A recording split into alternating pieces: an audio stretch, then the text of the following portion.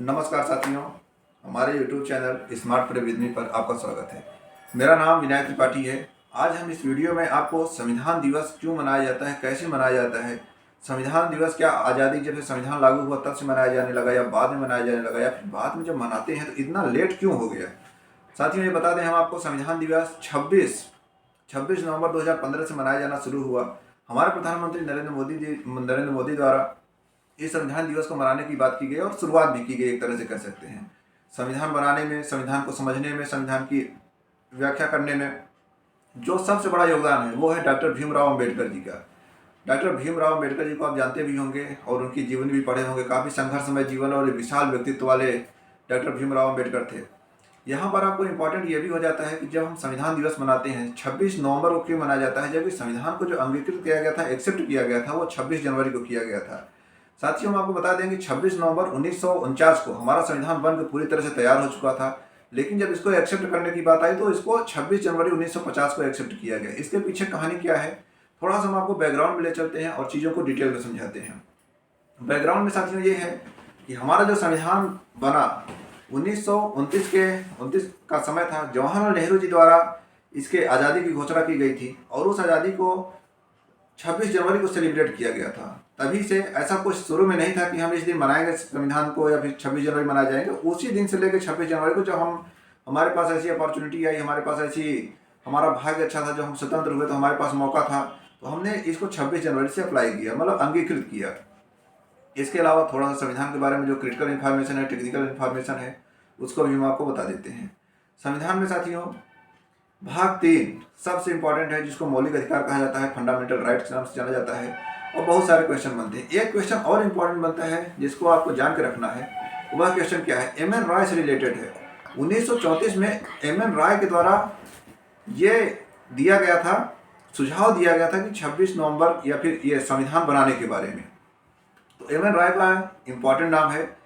हमारे देश में प्रधानमंत्री नेहरू का भी इम्पॉर्टेंट योगदान है संविधान को लेकर, और यहाँ पर रियासतों के एकीकरण को लेकर सरदार वल्लभ भाई पटेल को भी जाना जाता है। यह थी कुछ संविधान के बारे में इम्पॉर्टेंट इन्फॉर्मेशन। इसके अलावा संविधान में इस समय प्रेजेंट टाइम में 12 अनुसूचियां हैं, लगभग 440 से ज़्यादा अनुच्छेद हैं और लगभग 25 के आसपास भाग हैं। तो इम्पॉर्टेंट आपको यह है कि 12 अनुसूचियां हैं। कहने का मतलब यह है कि हमारा संविधान अनम्य होने के साथ नम्य भी है, मतलब रिजिड होने के साथ साथ सॉफ्ट भी है, मतलब इसमें संशोधन हो सकते हैं। तभी इनके अनुच्छेद, अनुसूचियों और भागों में ये अंतर आपको देखने को मिला है।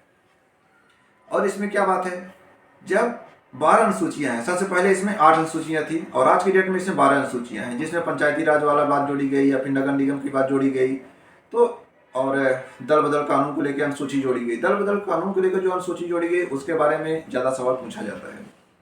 संविधान बनाने को लेकर एक और बात जो सबसे ज़्यादा इम्पॉर्टेंट है वो ये है, संविधान सभा का गठन किसके द्वारा किया गया था। यहाँ पर देखिए, जब बहुत बार प्रश्न पूछे जाते हैं तो कहा जाता है, या फिर जनरल बिहेवियर में जब प्रश्न पूछे जाते हैं तो ये कहा जाता है, जैसे क्रिप्स मिशन आया, अगस्त प्रस्ताव आया, कैबिनेट मिशन आया, 1947 का भारत स्वतंत्रता एक्ट आया, माउंट बेटन योजना आई। तो यहाँ पर ये इंपॉर्टेंट था कि किस योजना के तहत ये संविधान सभा का गठन किया गया और जो आज संविधान हमारे सामने है वो संविधान कैसे बना। तो ये साथियों कैबिनेट मिशन के द्वारा, जो कि 1946 में आया, उसके द्वारा संविधान सभा का गठन किया गया। हालांकि पहले मुस्लिम लीग में इसमें सहायता सहयोग का काम चल रहा था, बाद में उन्होंने इसे किनारा कर लिया। इसके अलावा एक और बात हम आपको बता देते हैं, जो संविधान दिवस मनाया जाता है हमारे देश में, या फिर जो हमारा संविधान बना, तो संविधान में क्या था कि जो लोग निर्वाचित किए गए थे, जो लोग उसमें चुने गए थे, उनके लिए कोई ऐसा नहीं था जैसे कि आज की डेट में वोट पड़ता है तो 18 से ऊपर उम्र वाले ही वोट दे पाएंगे, और उनको कह सकते हैं डायरेक्ट मतदान सिस्टम के द्वारा उनको नहीं चुना गया था। तो ये भी एक प्रश्न बनता है आपको लेकर। रही बात हमारे संविधान की विशालता को लेकर, तो साथियों हमारा संविधान, ये गौरव की बात है हमारे लिए, आपके लिए भी, कि हमारा संविधान विश्व में सबसे बड़ा संविधान है। भारतीय संविधान को साथियों प्रिंटेड नहीं किया गया है, टाइप नहीं किया गया है, जो इसकी मूल प्रति है उसको हैंड रिटन लिखा हुआ है। रायजादा जी द्वारा इसको लिखा गया, बहुत ही खूबसूरत लिपि में लिखा गया है और इसको म्यूजियम में संग्रहित भी किया गया है। तो भारत का जो मूल संविधान है वो हाथों से लिखा गया है। ऐसा नहीं था कि हमारे पास टाइपिंग मशीन नहीं थी या फिर लिखने वाले नहीं थे, टाइप करने वाले नहीं थे, ऐसा कुछ भी नहीं था। बस राइटिंग थी, हमारे देश की खूबसूरती थी। हमारे संविधान में बहुत सारी चीज़ें अलग हैं जो कि पूरी दुनिया से अलग हैं, तो इसमें एक ये भी है कि हमारा संविधान हाथों से लिखा गया है। साथ ही साथ हमारा संविधान सबसे बड़ा संविधान है। हमारे देश में लोकतांत्रिक राज व्यवस्था है। यहाँ पर एक इम्पॉर्टेंट और आपको कुछ पर्सपेक्टिव दिखने चाहिए कि संविधान दिवस को शुरू क्यों किया गया, संविधान दिवस को क्यों मनाया जाने लगा। साथियों, इस समय पूंजीवाद के युग में, भूमंडलीकरण के युग में, उदारीकरण के युग में लगातार बदलाव आ रहे हैं, बहुत ज़्यादा बदलाव देखे जा रहे हैं। तो कहीं पर कोई सरकार सफल हो रही है, कहीं पर एकीकृत सरकार सफल हो रही है, कहीं पर राष्ट्रपति शासन सफल हो रहा है, कहीं पर साम्यवादी शासन सफल हो रहा है, कहीं पर कुछ तो कहीं पर कुछ। तो जो लोकतंत्र वाला मैटर है, लोकतंत्र की बात क्यों इसको प्रमोट किया जा रहा है, क्योंकि धीरे धीरे देश, लोकतांत्रिक देश विफल होते जा रहे हैं। इसका मतलब ये नहीं है कि लोकतांत्रिक व्यवस्था विफल हो रही है, इसका मतलब ये नहीं है कि संविधानवाद विफल हो रहा है। इसका मतलब ये है कि वहाँ पर जो कुछ है जड़वादी ताकतें हैं, जो कि निरंकुश ताकतें हैं, उनका वर्चस्व बढ़ रहा है। क्योंकि पूरी दुनिया, पूरा देश हमेशा एक जैसा नहीं रह सकता है। बेरोजगारी का दौर चल रहा है, मंदी का दौर चल रहा है, ये मंदी और उछाल हमेशा आते जाते रहते हैं। तो इसमें क्या है कि लोगों को, सरकारों को दोष देना शुरू कर देते हैं, जिसकी वजह से सरकारें खतरे में आ जाती हैं और कहीं कहीं तो संविधानवाद को भी खतरे में डाल दिया जाता है। तो ये सब समस्याएं क्रिएट होकर आती हैं। इसलिए संविधान के महत्व को देखते हुए अमेरिका जैसे विशाल देश, USA, United states of America, इसके अलावा ग्रेट ब्रिटेन, बहुत सारे देशों में संविधान बना हुआ है। संविधान के हिसाब से सरकार चलती है। हमारे देश में क्या है, हमारे देश में संविधान पूरी तरह से लिखा हुआ है, पूरी बातें लिखी हुई है संविधान में। और सबसे बड़ी बात यह है कि अगर आप सोच रहे होंगे कि संविधान बनने से पहले संविधान को शक्ति कौन देता है, संविधान की शक्ति की जो बात लिखी हुई है वो उद्देशिका में लिखी हुई है, प्रियम्बल में लिखी हुई है। प्रियम्बल जो स्टार्ट होता है, हम भारत के लोग with the people of India, यहीं पर यह बात बताई गई है। आपको डायरेक्ट ये बात नहीं लिखी है कि संविधान को शक्ति यहाँ से मिलती है, लेकिन वहाँ पर यह बात स्पष्ट है, या उसका भाव निकाल सकते हैं कि वहाँ पर यह चीज़ लिखा हुआ है कि जो संविधान को शक्ति मिलती है, कि संविधान अप्लाई होगा, संविधान में क्या होगा, जो लिखी हुई बातें कौन मानेगा, कैसे माना जाएगा।